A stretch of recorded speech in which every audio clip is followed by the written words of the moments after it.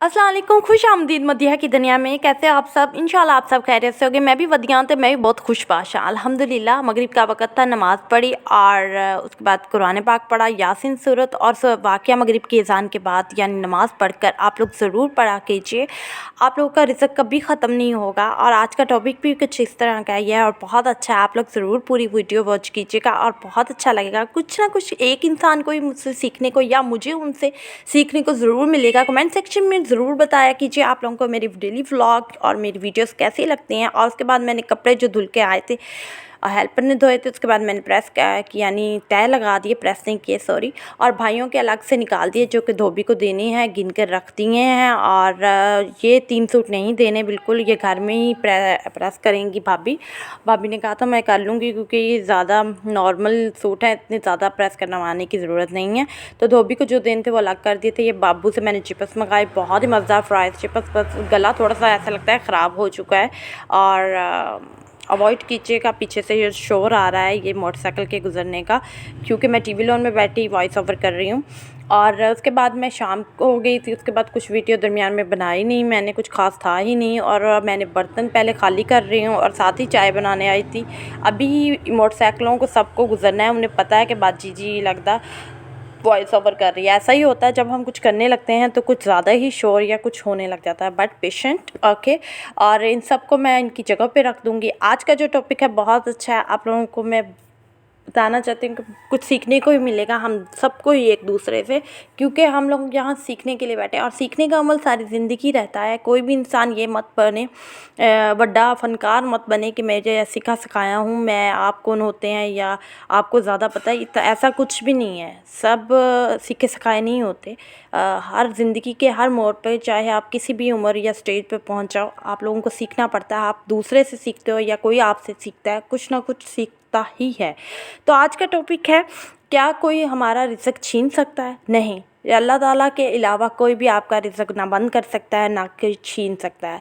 इसका मतलब कि अगर आप इस चीज़ पे यकीन रखते हो तो आप फिर आपका ईमान भी कमज़ोर है और आपका यकीन अपने रब पर और तवक्कुल भी बहुत कमज़ोर है। आई एम सॉरी टू से, आप लोग बिल्कुल भी वो सच्चे मुसलमान नहीं हो, क्योंकि देने वाली ज़ात वो है। हाँ, कुछ वक़्त के लिए अगर रब आपके रिज़्क़ को बंद करता है तो इसका मतलब ये नहीं है कि वो आपको पसंद नहीं करता या वो आपको देना नहीं चाहता। नहीं, वो अपने बंदे को कई दफ़ा आज़माना चाहता है, कई दफ़ा कहना चाहता है कि आ मेरे बंदे, तू मेरी तरफ लौट कर आ। क्या तू मुझे भूल बैठा है कि मैं तुझे हर वक़्त, मतलब तो शायद मुझे याद भी नहीं करता था, तब भी मैं तुझे सब कुछ अता करता था। वो शायद अपने उस बंदे को अपनी तरफ लाने के लिए मतलब अपनी तरफ राग़िब करने के लिए कि आ बंदे। अल्लाह ताला को कभी भी अपने बंदों की इबादत की ज़रूरत नहीं है, बट कई दफ़ा इंसानों को सीधा राह दिखाने के लिए, सीधे रास्ते पे चलाने के लिए रब पाक कई दफ़ा आज़माइशों में डाल देता है, मुसीबतों परेशानियों में डाल देता है। उनमें से एक रिज़्क़ भी है।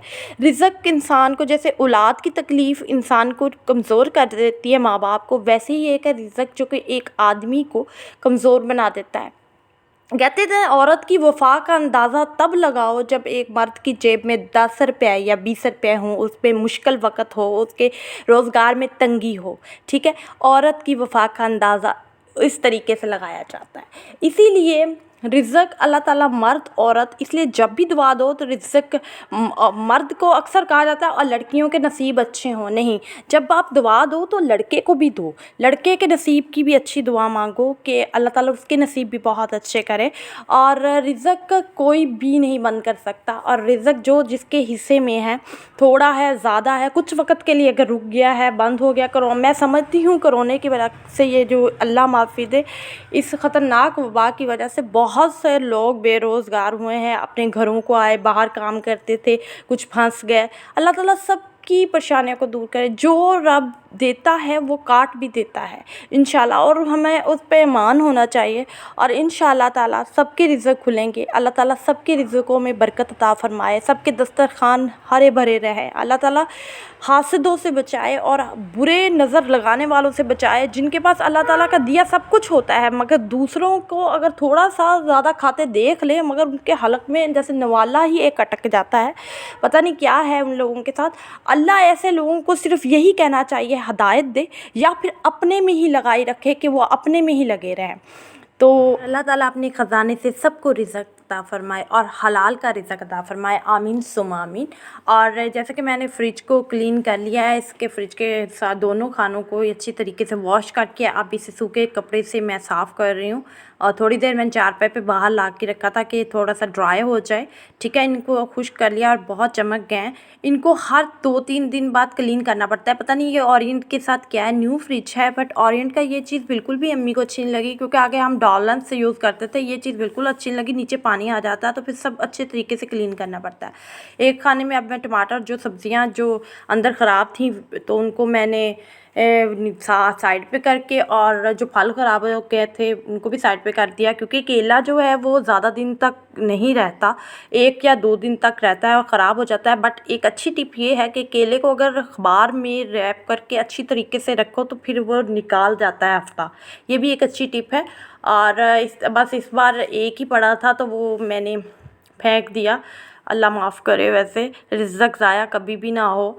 और नींबू की भी आपको मैं एक टिप देना चाहूँगी, ये सड़ जाते हैं, काले हो जाते हैं, तो इनको भी छोटे छोटे अखबारों में इस तरह गोल गोल करके इनको रख दिया जाए तो बिल्कुल भी काले नहीं होते और सूखते भी नहीं हैं। और ये बहुत अच्छी टिप है, आप लोग भी ट्राई कीजिएगा अगर किसी ने करनी हो। और उसके बाद मैं ये अब फल को भी एक तरफ लगा दूँगी सबको। ये मौसमियाँ, आप मौसमियाँ नहीं कहते इसे, ये कोड़े से होते हैं, आई डोंट नो, मेरे माइंड में अभी स्किप हो चुका है वो। मीठे मीठे कहते हैं इसे, पता नहीं सही कह रही हूँ तो बताइएगा। अम्मी खाती हैं क्योंकि टाइफाइड हुआ था अम्मी को, तो अम्मी को रिकमेंड किया था कि ये खाएँ तो बहुत अच्छा, और बहुत ज़्यादा इसके फ़ायदे हुए हैं और बहुत अच्छा हुआ है। आप लोग भी ट्राई ज़रूर कीजिए और ज़रूर खाइए, ठंडे करके खाइए, बिल्कुल भी कोड़े नहीं लगेंगे। उसके बाद अब्बू ऑनियन ले आए थे तो मैं इनको, इस टोकरी को क्लीन करके अच्छे तरीके से इसमें ऑनियन रख रही हूँ। और अच्छी तरीके से साफ़ करके इसमें ऑनियन डाल दूँगी, प्याज डाल दूँगी, यानी गंढा डाल दूँगी। पंजाबी च गंढा कहीदा इनू। तो आप लोगों को अगर मेरे व्लॉग्स अच्छे लगते हैं तो like share comment and subscribe ज़रूर किया कीजिए। आप लोग सब्सक्राइब नहीं करते यार, इतने अच्छे और इतनी मेहनत से बनाती हूँ। अगर आप लोग ऐसे करोगे तो फिर मैं अच्छे अच्छे व्लॉग नहीं लेके आऊँगी ना। आप लोग मुझे मोटिवेट किया करो। सब्सक्राइब करने से कुछ भी नहीं होता यार, फ्री है बिल्कुल। बेल आइकॉन को प्रेस कर दिया करो और जब दिल किया करे आपकी स्क्रीन पे आया करे तो देख भी लिया करो। ठीक है ना। और रात को फिर मेरा दिल किया सीख कबाब खाने को, तो मैंने अब्बू से, मैं बहुत चटखोरी हूँ यार, बचपन से चटखोरी हूँ। मैं तो अपने भाई के गोलगप्पे खा जाती थी, उसके साथ जाती थी, उसके गोलगप्पे भी उसी के हिस्से के खा जाती थी। अपना ख्याल रखिए, स्टे सेफ।